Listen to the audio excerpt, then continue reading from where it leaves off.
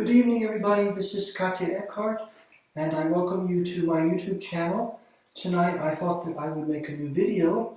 The first thing I'd like to do is model this outfit. This is inspired by Blondie, the album Parallel Lines, which I think was released in 1979. So what I've done here is try to pick up the black and white motif on that album and reflected in the skirt and the blouse together with the black belt and the shoes and the purse. So that's the inspiration of this particular wardrobe. This evening I'd like to tell another one of my bedtime stories, one of my trans fairy tales, if you will. So without further ado, let me do that. I'll take off my glasses first. So, this story is called The Scarecrows and the Witch. So once upon a time, there was a small rural community with a lot of farms. And not many people lived there, but at least they were not condensed in a large city or anything like that. But over the countryside, there were probably 30 or so farms, and on one of these farms lived a young man named Clark, let's say. So Clark was about 20 years or so, maybe a little bit older, and he had an interest in wearing women's clothes. He was a cross-dresser, but he kept that hidden from everybody. Until one day there was a very upsetting development in this community, because they heard that a right-wing extremist group was going to come and have a demonstration there. Not unlike the alt-right groups that we hear about today in places like Charlottesville, Virginia, and other places, unfortunately. And so there was a lot of consternation in the community because people really didn't want to have individuals like that or a group like that in the vicinity of their farms and in their homes and their families, but they didn't really know what to do. Now Clark was watching this, and he had an idea. He also had a secret. In addition to being someone who was a cross-dresser, he also had magical powers. In fact, he was a witch, and he was able to conjure spells and to practice supernatural acts, but he was a good witch, not a bad witch. So he thought about what he might do to counteract this right-wing extremist group coming to demonstrate in the vicinity of all these farms. So he finally hit upon a plan, and this is what he did. He would take, well, first of all, let me back up a minute. On all the farms, on many of the farms, it was towards the end of the summer, and so soon there would be a harvest, and so there were, in just about every field, whether it was a cornfield or a wheat field, there was a scarecrow to scare away, especially in the cornfields, to scare away the crows and make sure that the crop was protected. So this was the idea that Clark had. And by the way, Clark's female name was Clarissa. So let's start referring to he as a she and Clark as Clarissa. So Clarissa hit upon the following plan. She would take a piece of female clothing from her collection. What she did was, the night before these extremists were going to show up in the community, she took a piece of clothing from her collection, and she would go from farm to farm secretly and put it somewhere on the scarecrow that was in a field in that farm.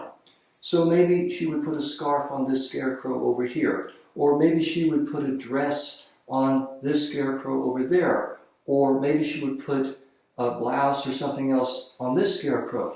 And so she did this until she had amassed or taken a full outfit from her wardrobe and dispersed it around onto these scarecrows.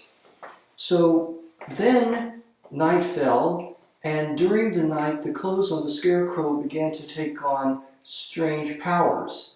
So Clarissa knew this, And she waited until very early the next morning and then secretly went back to each scarecrow and took the piece of clothing from it that she had put on the scarecrow, and she dressed herself in that.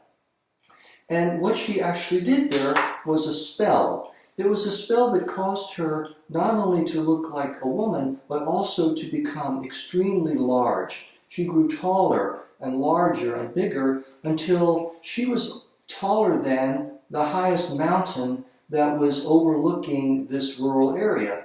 So she then, once she had put on all these clothes and had transformed herself into this giant sorceress, she then went to the mountain and waited for the alt-right, the extremist group, to arrive. Well, shortly after sunrise, or maybe a little bit later in the morning, they did show up, and lo and behold, what they saw was this gigantic, powerful sorceress standing next to the mountain, looking down at them, fixing them with her stare. And of course, this was Clarissa the sorceress. And they realized that she was very dangerous. In fact, they couldn't even see the sun because she had grown so enormous. And she was also very beautiful and very powerful, but so enormous that she eclipsed the sunlight and they couldn't see it. All they could see was the silhouette of this very powerful, beautiful enchantress who was waiting for them by the mountain, and she could very easily reach down and pick boulders off the mountain to throw at them, or trees that she could pluck off of the mountainside and throw them at the demonstrators as if they were spears. She didn't do that, but they realized that she could. And so they thought better of it and decided this is not a good place for us to hold a demonstration. They turned around and then went back to wherever it is they came from. So at this point, the people on the farms had been watching this from afar, and they didn't know who the enchantress was. They didn't know that it was Clarissa, aka Clark. So Clarissa decided that it was time for her to reveal to the people in the rural area, to reveal her secret. So what she did was, she began slowly to remove the pieces of clothing that she had first put on the scarecrows and then she had put on herself. So first of all, she removed the belt, and then she removed her skirt like this. And I'm simply demonstrating for you what she did. And so she did that. And the people were watching and slowly beginning to think, well, this person looks somewhat familiar, but they still didn't know who it was. So she began to remove more of her clothing. She wasn't going to take everything off, but she wanted to take off enough things to break the spell so that she would return to her normal size and people would see her for who she was. So she then removed her blouse, like this, and before anybody knew it, they saw this enchantress return to her normal size, and they could see that it had a very feminine figure, and yet it wasn't quite like other girls. And finally they recognized that this enchantress, who was now normal size, was somebody they knew. They recognized that it was actually Clark, who was now in the form of Clarissa. And so the people in the rural area, the farmers and their wives, they realized that Clarissa, aka Clark, had done them a great service by using her magic for good to repel these people who threatened their community and threatened the values that they all really cherished, but were a little too afraid maybe to protect themselves. So what is the moral of the story, if you will?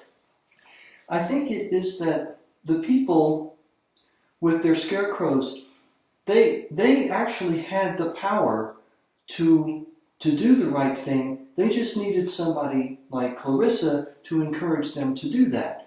And so if the people come together like that and stand together against this kind of intolerance, this kind of bigotry, then they will succeed.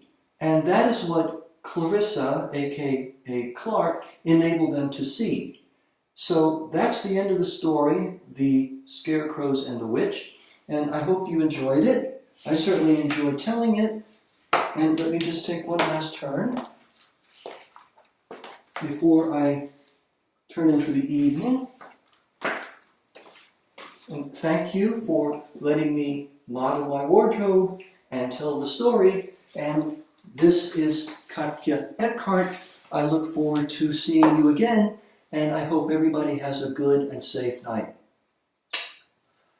Bye-bye.